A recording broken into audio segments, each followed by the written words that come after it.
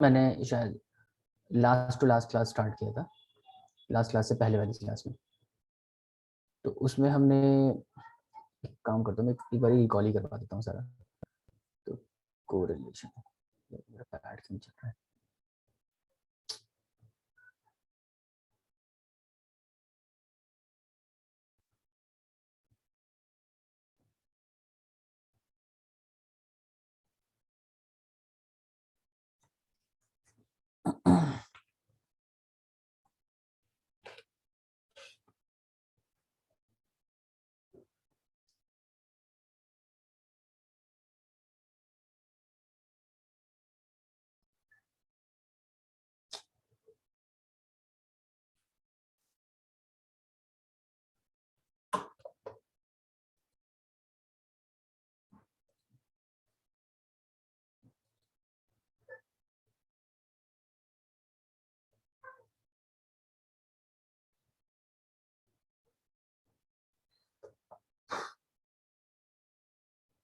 अरे थोड़ा वेट कर लो, मेरा सिस्टम थोड़ा स्लो हो रहा है, इसकी वजह से शायद मेरा ये नोट पैड भी काम नहीं कर रहा है, writing pad okay okay sir, slow respond कर रहा है, देखते हैं।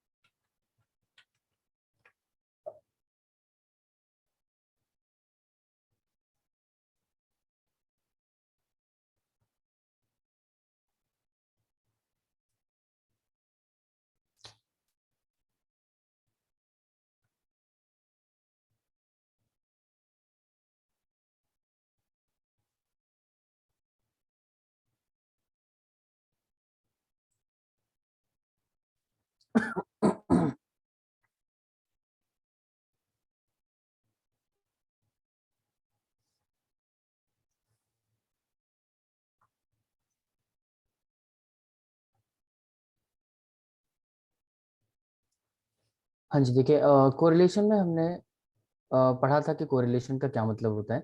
यहाँ बताया था कि कोरिलेशन एक स्टैटिस्टिकल टूल है जो आपको दो या उससे ज़्यादा वेरिएबल्स के बीच में रिलेशनशिप बताता है। कोरिलेशन जस्ट अ मिनट, हाँ ओके। सो कोरिलेशन आपको दो या उससे ज़्यादा वेरिएबल्स के बीच में रिलेशन बताएगा कि दो चीज़ों के बीच में कैसा रिलेशन है, इंटेंसिटी ऑफ रिलेशन क्या है, डिग्री ऑफ रिलेशन क्या है, और डायरेक्शन ऑफ रिलेशन क्या है। मतलब whether two variables are positively related with each other और नेगेटिवली रिलेटेड। इसके अलावा किस एक्सटेंट तक दो वेरिएबल्स के बीच में रिलेशन है, ये अगर हमें फाइंड आउट करना है तो हम कोरिलेशन का इस्तेमाल कर सकते हैं। कोरिलेशन फाइंड आउट करने के कोरिलेशन बहुत तरह से हम उसको क्लासिफाई कर सकते हैं, बहुत टाइप्स का होता है। जैसे अगर नेचर की बेसिस पे बात करें तो कोरिलेशन पॉजिटिव कोरिलेशन या नेगेटिव कोरिलेशन हो सकता है। अगर हम ग्राफ के बेसिस पे उसको क्लासिफाई करें तो लीनियर और नॉन लीनियर कोरिलेशन हो सकता है। इसी तरीके से अगर हम उसको डायग्राम के बेसिस पे वेरिएबल्स के बेसिस पे क्लासिफाई करें तो वेरिएबल्स के बेसिस पे वो लीनियर या नॉन लीनियर हो सकता है। लीनियर नहीं, अगर हम वेरिएबल्स के बेसिस पे करें तो वो हो सकता है सिंपल कोरिलेशन और कॉम्प्लेक्स या मल्टी कोरिलेशन। ठीक है, फिर मेथड पे बात करी थी। कोरिलेशन फाइंड आउट करने या डिटरमिन करने का जो तरीका है, टोटल 3 तरीके हैं हमारे सिलेबस में। एक है Karl Pearson's coefficient of correlation method, then we have Spearman's rank correlation, और एक होता है स्कैटर डायग्राम मेथड। तो इसमें कोरिलेशन आपका स्पीयरमैन्स रैंक कोरिलेशन मेथड आपके सिलेबस में है नहीं इस बार। Karl Pearson coefficient of correlation है। तो Karl Pearson coefficient of correlation में भी मैंने आपको बताया था कि कार्ल पियर्सन कोएफिशिएंट को के भी की फर्दर क्लासिफिकेशन करी गई है। कार्ल पियर्सन के अंदर भी मेथड्स होते हैं 3। कार्ल पियर्सन को हम 3 हिस्सों में कैटेगराइज कर सकते हैं। एक होता है एक्चुअल मीन मेथड,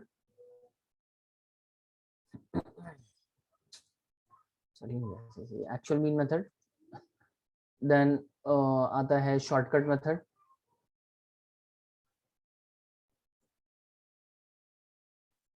और इसके अलावा एक होता है स्टेप डेविएशन मेथड। तो 3 तरीके से हम Karl Pearson coefficient of correlation find out करते हैं। स्टेप डेविएशन, ठीक है। तो हमने अभी लास्ट वाली क्लास में एक्चुअल मीन मेथड से किस तरीके से कोरिलेशन फाइंड आउट किया जाता है वो किया था। और क्योंकि आपने क्लास करी नहीं थी तो मैं आपको फॉर्मूला बता देता हूँ उसका, कि एक्चुअल मीन मेथड से हम कोएफिशिएंट ऑफ कोरिलेशन किस तरह फाइंड आउट करते हैं। तो एक्चुअल मेथड का फॉर्मूला होता है एनवी ये, R equals to sigma X Y upon under root sigma X square sigma Y square. ये फॉर्मूला है एक्चुअल मीन मेथड का। तो इस पर हमने क्वेश्चन किया था। तो हम एक और क्वेश्चन रिकॉल करने के लिए, रिवाइज करने के लिए कर लेते हैं, क्योंकि आपने वैसे भी क्लास नहीं करी थी और हमें अभी तक किसी ने ज्वाइन भी नहीं किया है। तो एक काम करते हैं हम इसको फटाफट से, अच्छा अनवी भी नहीं है यहाँ पे,